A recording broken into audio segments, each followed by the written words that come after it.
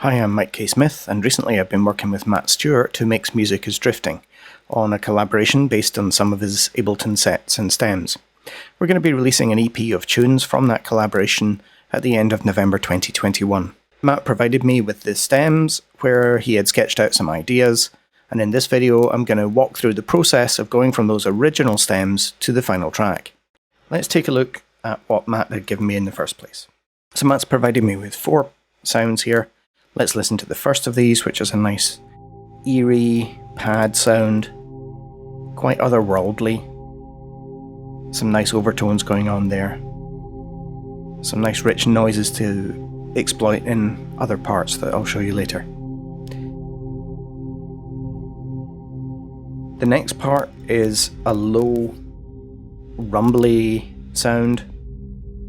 I was kind of taken with Matt's idea here, the name of the track being The Gravity of the Situation, and with the eerie pad and this sub noise, I kind of had this feeling of like a spaceship hovering on the edge of a world, about to crash into it. Something bad is about to happen, but there's something else going on that's kind of stopping that from happening. The next part here is what Matt has called Grainy Swell. Let's look at what's going on here. There's a sample going on, there's lots of lovely automation here, and the thing that I wanted to bring up here is that it sounds a little bit, if I bring these other two down a little so you can hear that, it sounds a little bit like a Geiger counter or something like that. So again, that fed into that notion of the spaceship. There's been a reactor leak, reactivity warnings are going off, Geiger counters are making that nice kind of clicky noise that they make. Finally, there is this drum rack, which is just making clanking noises. Rather nice clanking noises. But again, these parts just kind of fed into this notion of something's gone wrong, there's gravity involved, it's going to go further wrong, and so my final track is kind of exploiting these noises, as we'll see in a second. So in the final track, I've taken Matt's first pad here. I've boosted the volume, but you can also see here this first pad is playing at its original pace. The second pad is playing an octave down, and because I'm not time stretching this or warping it, that octave down will also slow it to half speed. So this will provide a lower, same sound, same kind of sonic fingerprint, but lower pitch. Similarly, I've taken that same pad, same sequence of pad noises, and I've pitched them up by 7 semitones to give that fifth above, but it will also be quicker. So together, I'm hoping that these form a nice sonic backdrop where all 3 parts are related to each other, so you don't get anything clashing too much, but because some are pitched up, some are pitched down, you get that kind of difference in feel than just the standard straightforward pitch of this drone. The other thing that I'm using on these pads is the spectral averaging plugin by Michael Norris.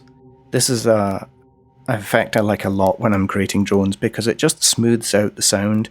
The FFT here, the size, talks about how much smoothing you want. And basically what it's doing is it's taking a moving window of the sound, and then through fast Fourier transforms, it's blurring that and averaging it over the size of the window, and the window here is 2000 samples. So what that does is that it just kind of smooths, averages, kind of takes the texture that's there and kind of smears it over this moving window. It's something I use a lot.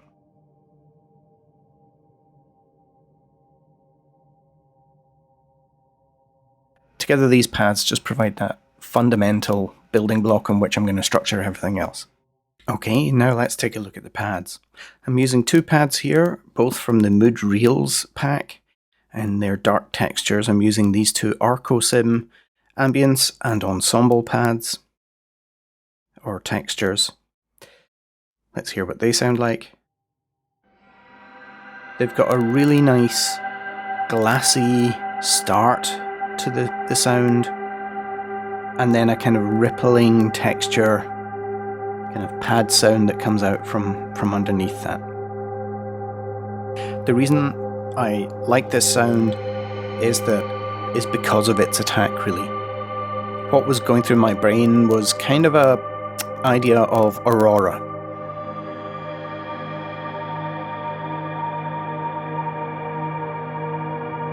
So the curtains of light that you see in the sky near the poles.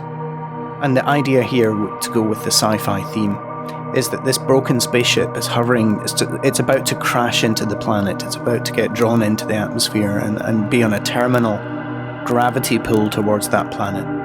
But the crew are completely captivated by the aurora that they can see, and they're not even thinking about the imminent disaster. So having that kind of the glassy start to this pad really brings out that feeling of captivation, really. So I picked out some notes or some chords that I thought would go with the underlying drone. And so here we've got 2 tracks there, one using the ambience and the other using the ensemble.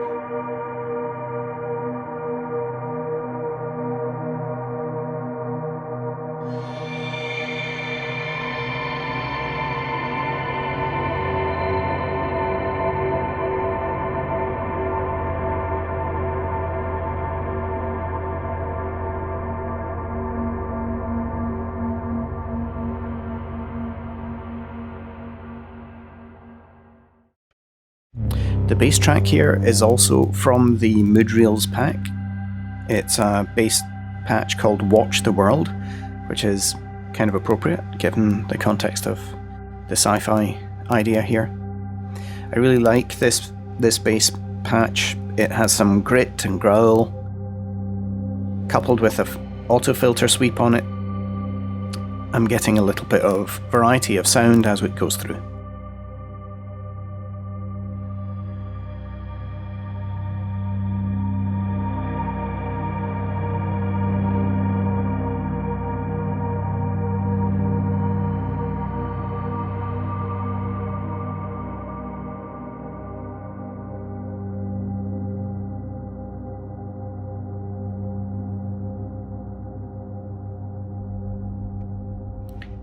So those are the basic bits of the track. The next thing to talk about is sound effects. So I wanted to bring back in some sound effects to add to what we're hearing. Let's solo them, or bring up the sound of them.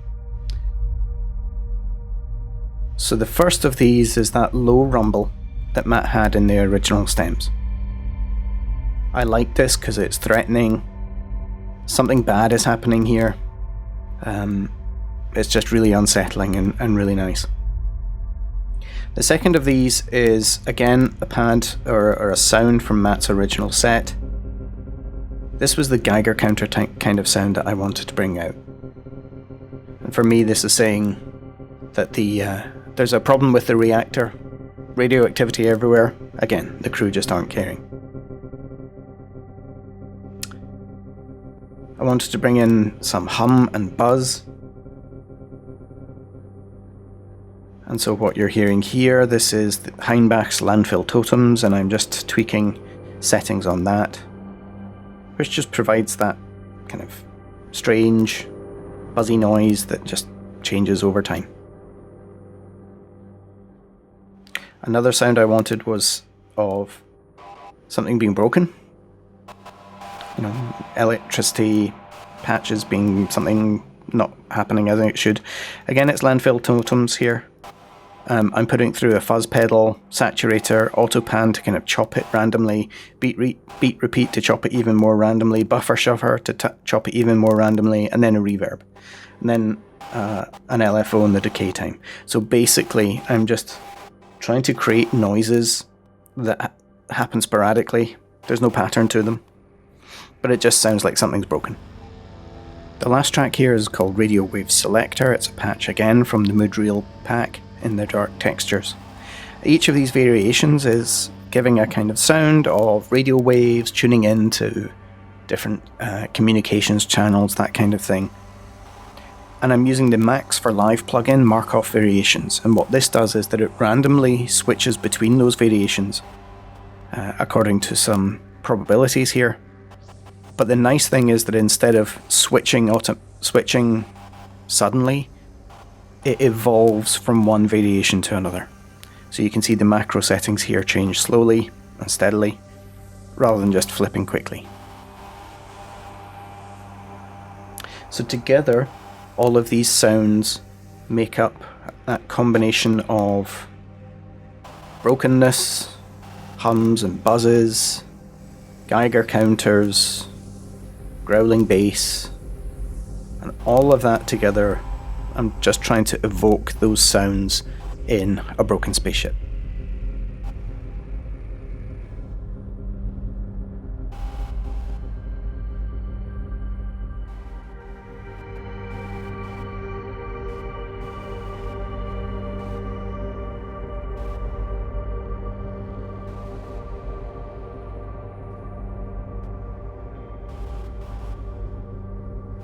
So the last thing to talk about is my clicks and clanks.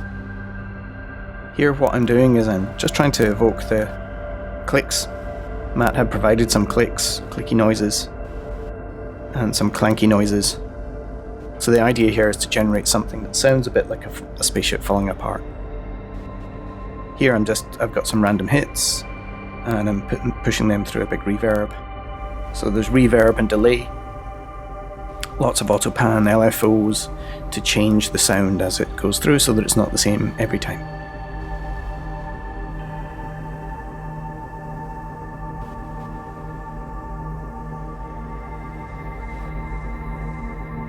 The clicks again are from Houndback's Landfill Totems, again using Strange Mod to change up settings and parameters in that, Redux to reduce the bitrate, dirty up that sound, Erosion for more dirtying up, and then the reverb there to give it that space.